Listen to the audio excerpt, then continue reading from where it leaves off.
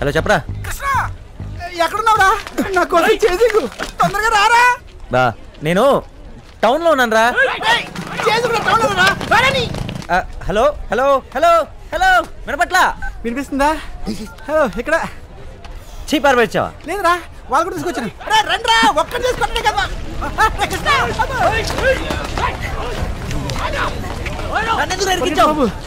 భూపేష్, నా పేరు రాజేష్. భూపేష్ అంటే బూత్రా. క్రికెట్ బెట్టింగ్ వద్దని చెప్పానా? బెట్టింగ్ క్రికెట్ గురించి కాదురా, బాలయ్య గురించి.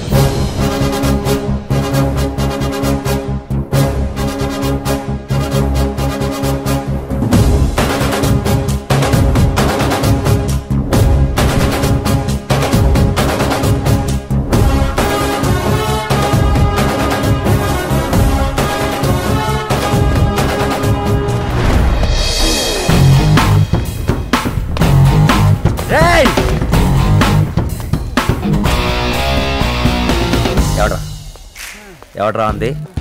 గెలవడని ఎవడ్రా అంది? హిందూపూర్లో బాలయ్య బాబు గెలవడని ఎవడ్రా బెట్టు కట్టింది?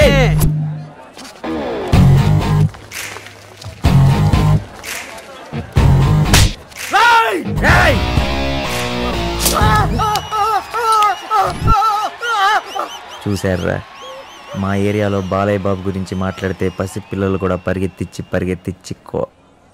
నేను ఇచ్చేస్తున్నానంటారు మీకు వార్నింగ్. ఇస్తే ఆయనే ఇవ్వాలి. రేయ్ చేరా ఫోన్.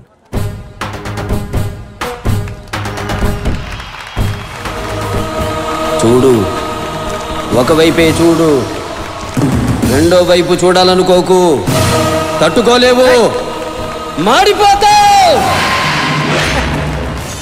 అలా కొట్టేసేయండిరా. ధైర్యం ఏంటి? ధైర్యమా బొక్క. బాలయ్య గురించి ఎవరైనా మాట్లాడితే జనం రెచ్చిపోతారని తెలుసు. వాళ్ళు ఉన్నారు కదా అని మనం రెచ్చిపోయాం. తయారీ క్రీస్తు శకం 600వ సంవత్సరం నుంచే ఉంది.